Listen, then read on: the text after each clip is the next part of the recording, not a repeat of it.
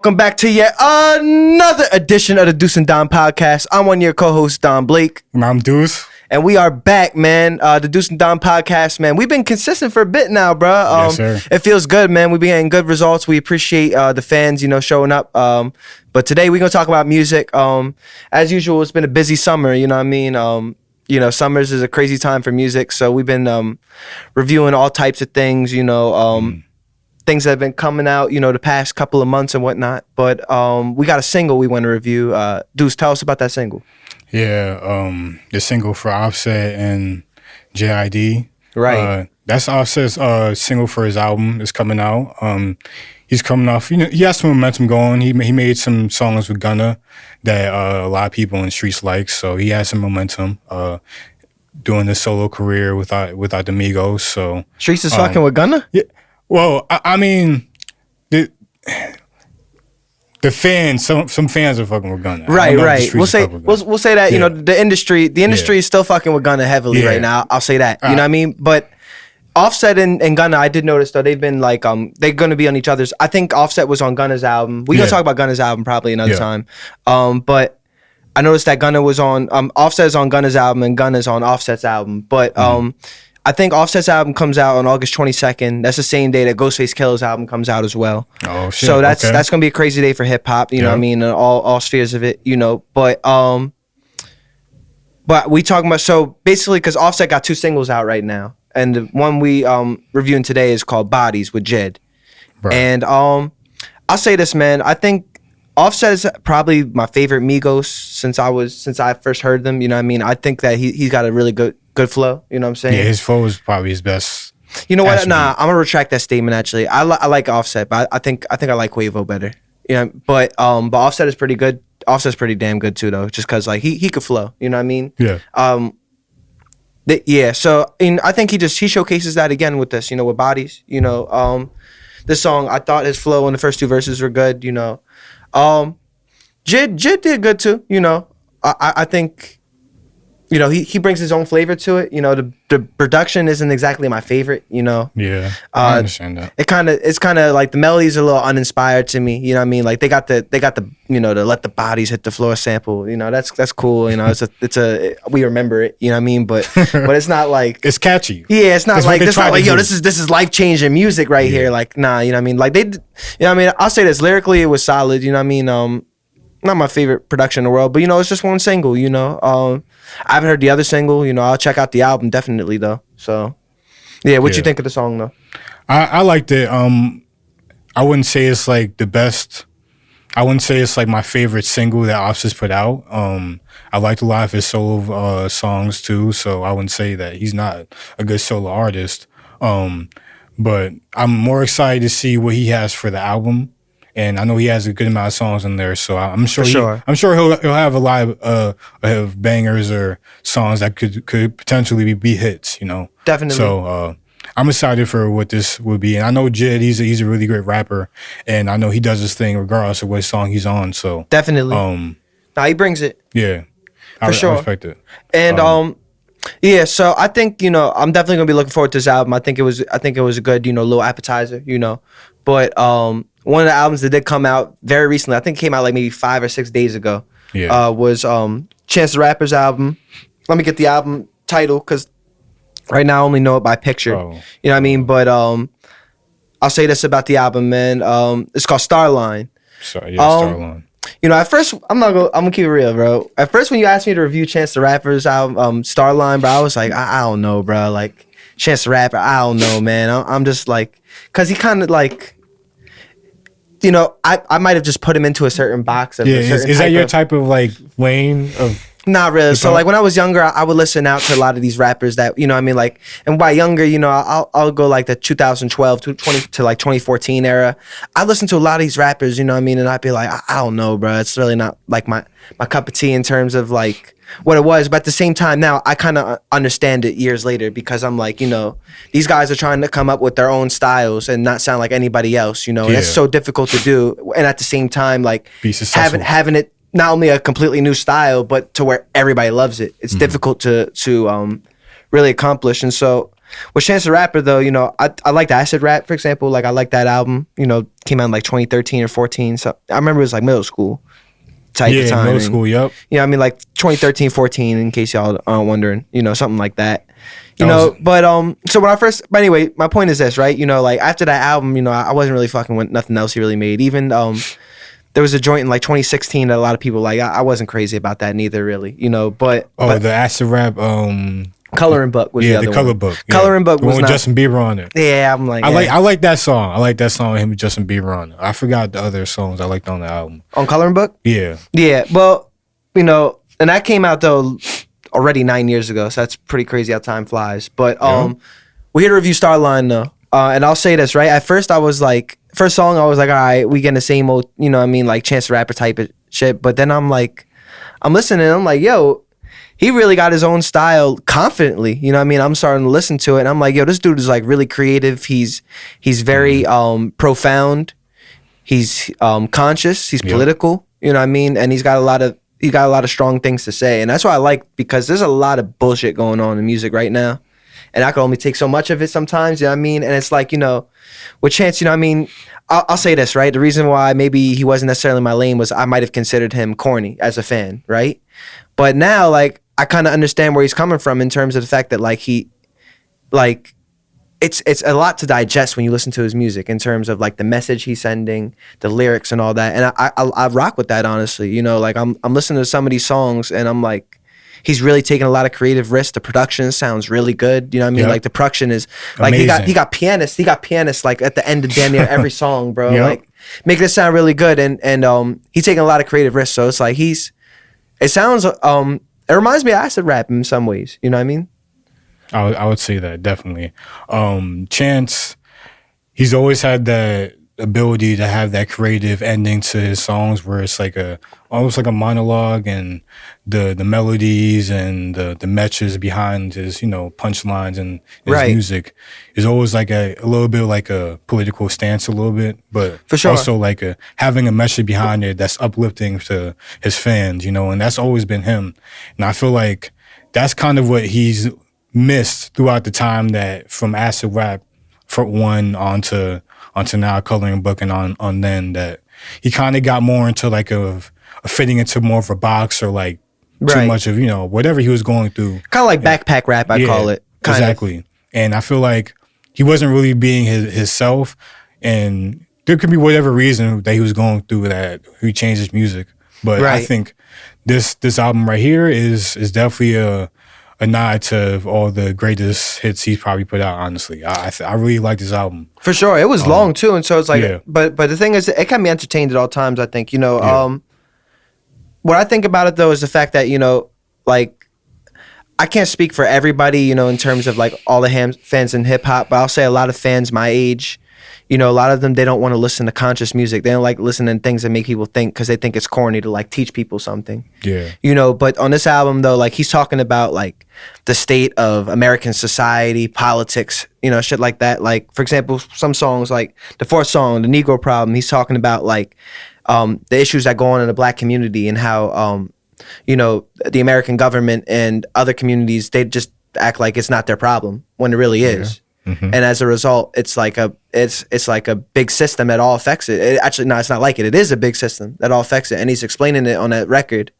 And like I thought that was a very conscious and profound record, just the way he went about it. And there was plenty of tracks where he did that. I like it though. I think it's something that society needs right now. A lot of artists, I don't blame him, because we all trying to make ends meet. We all want what the fans want.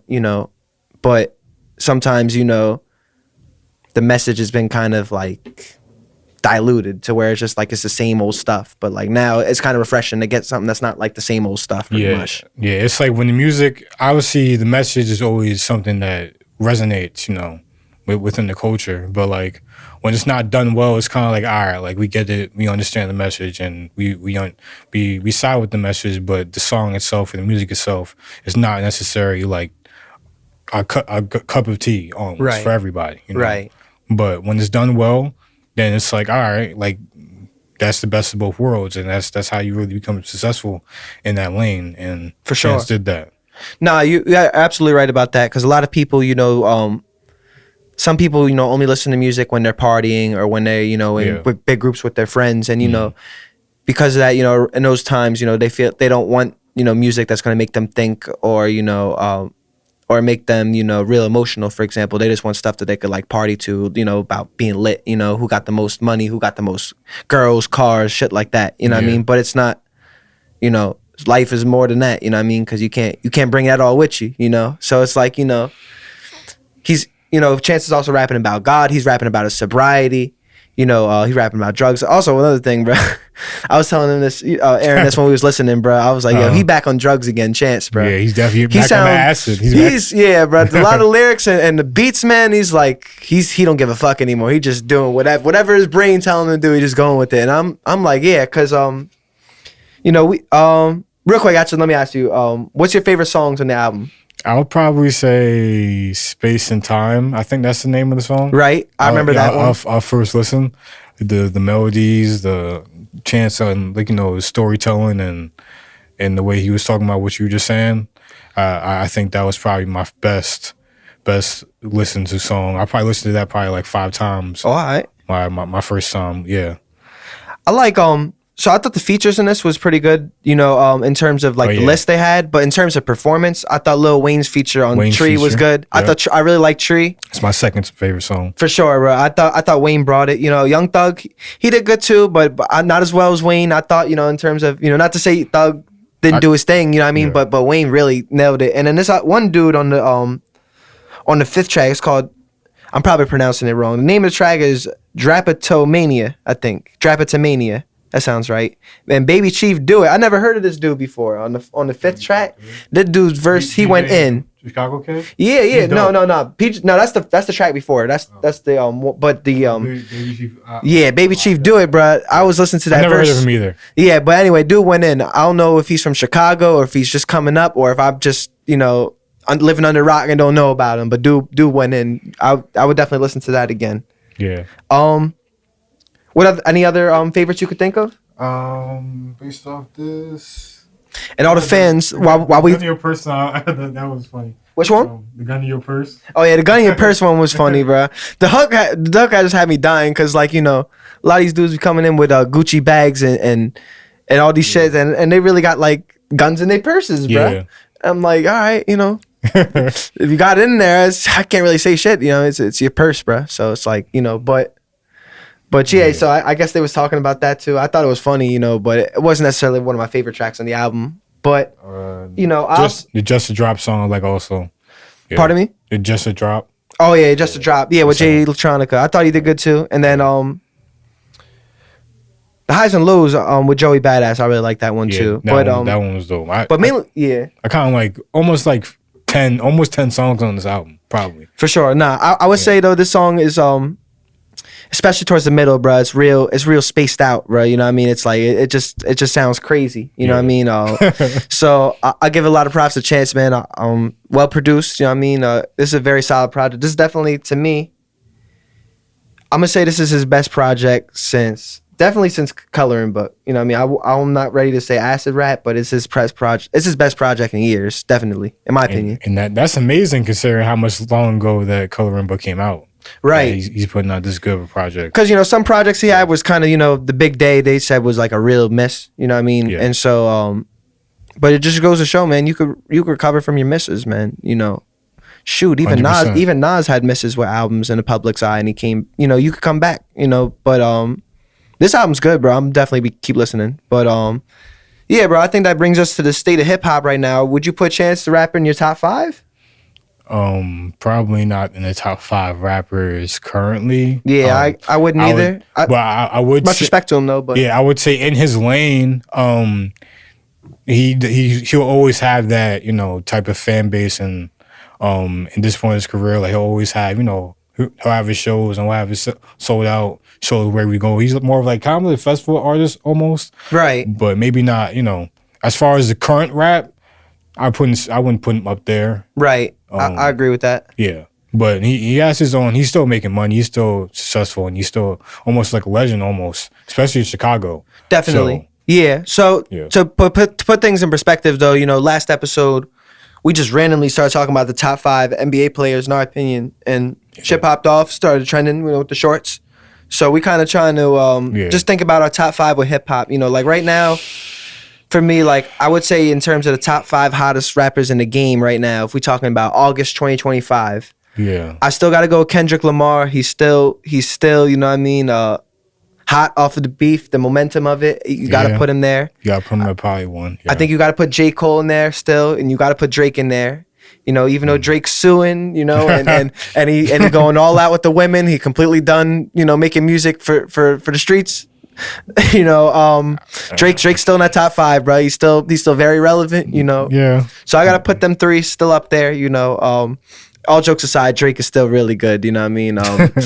Yeah. But yeah, I'm respect that. See how you feel, bro. I'm gonna put Benny the Butcher in my top 5 too right now, because Benny been mad consistent. He's been dropping albums every year, and none of them shits miss. You know what I mean? And you know what you're getting every time he delivers, bro. He'll give you good features. You know what I mean? So I gotta give it big up to Benny, and I think my last one is gonna be that last spot is difficult, but I'm gonna go Lil Baby, bro. A lot of people wasn't big on Wham. I personally thought it was cool. It wasn't my favorite album of his, but I still think Lil Baby 9 times out of 10 is gonna give you a really good album, like a great album. And lately he still does that, and he's been getting more versatile as an artist as well. So I still put Baby 5. That's my top 5 though. Yeah, I'll probably say my top 5 is definitely similar. Kendrick is definitely up there. Drake, Cole, Lil Baby has to be. He's been on top for a little while, so I'll say he has to be around the top 5, if not in it. Word. I'm not mad if you leave him out, but it's like at the same time, I understand too. Yeah. Damn. So you got your top 3. You saying Baby is somewhere near there? Yeah, I said Cole, Kendrick, Drake. Let us know if we missing anybody. Comment section. Yeah, I'm missing 1, right? You missing 2? Missing 2? I mean, technically, Baby, if you want to count him in there.